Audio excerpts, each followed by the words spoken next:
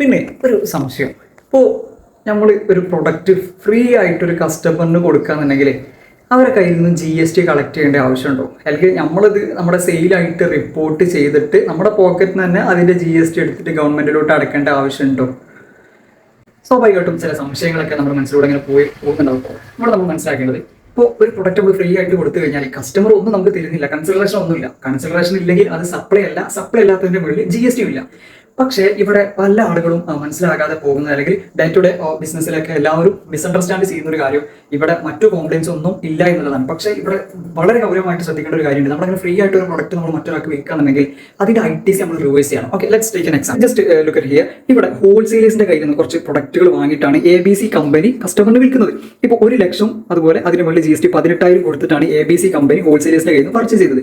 Purchase ചെയ്യുമ്പോൾ എന്തായാലും input tax കൊടുത്തിട്ടുണ്ടാകും. ഇവർ പല മാസങ്ങളിലായിട്ട് ഓരോ സെയിൽ നടക്കുമ്പോൾ അതിന് അഗേൻസ്റ്റ് ഇതിന് ഇൻപുട്ട് ടാക്സ് ക്രെഡിറ്റ് കൊടുക്കും. അപ്പോൾ ആ 18,000 രൂപ അവർക്ക് എന്ത് ചെയ്തു, റീഫണ്ട് ആയി കിട്ടിയതുപോലെയാണ് ഇപ്പോൾ സിറ്റുവേഷൻ ഉള്ളത്.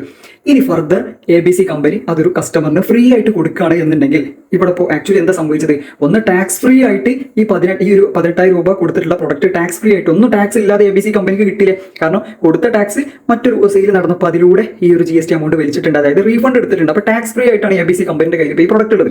ഇനി ഫർദർ കസ്റ്റമറിന് ഈ പ്രൊഡക്റ്റ് വിൽക്കുന്നതും ടാക്സ് ഇല്ലാതെ ആകുമ്പോൾ ഗവൺമെന്റിന് എന്ത് ബെനിഫിറ്റ് ഉള്ളത്? ABC കമ്പനിയുടെ കയ്യിൽ നിന്നും ടാക്സ് കിട്ടുന്നില്ല, കസ്റ്റമർ കയ്യിൽ നിന്നും ടാക്സ് കിട്ടുന്നില്ല.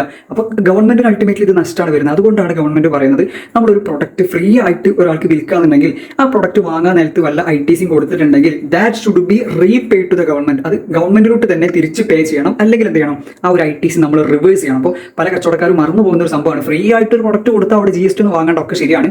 പക്ഷേ ആ പ്രൊഡക്റ്റ് വാങ്ങാൻ നേരത്തെ നമ്മൾ കൊടുത്തിട്ടുള്ള GST റിവേഴ്സ് ചെയ്യുക, അല്ലെങ്കിൽ ഗവൺമെന്റിലോട്ട് തിരിച്ച് റീപേ ചെയ്യുക വേണം. അതിന്റെ കോൺസെപ്റ്റിന്റെ ഒരു ബിഹൈൻഡ് സീൻ എന്താണെന്ന് വെച്ചാൽ, ആ പ്രൊഡക്റ്റ് നമുക്ക് ടാക്സ് ഫ്രീ ആയിട്ടാണ് ഇപ്പോൾ ABC കമ്പനിയുടെ കയ്യിലും ഈ ഒരു കസ്റ്റമറുടെ കയ്യിലും ഉള്ളത്. അതുകൊണ്ടാണ് അതിന്റെ ടാക്സ് ഗവൺമെന്റിലോട്ട് തിരിച്ച് റീപേ ചെയ്യാൻ പറ്റും. അപ്പോൾ അതിന്റെ നഷ്ടം ആർക്കായിരിക്കും ഉണ്ടാവുക? ABC കമ്പനിക്കായിരിക്കും. ABC കമ്പനിക്ക് ഈ 1,18,000 രൂപ കോസ്റ്റ് ആയിട്ട് അവിടെ കാണിക്കേണ്ടി വരും.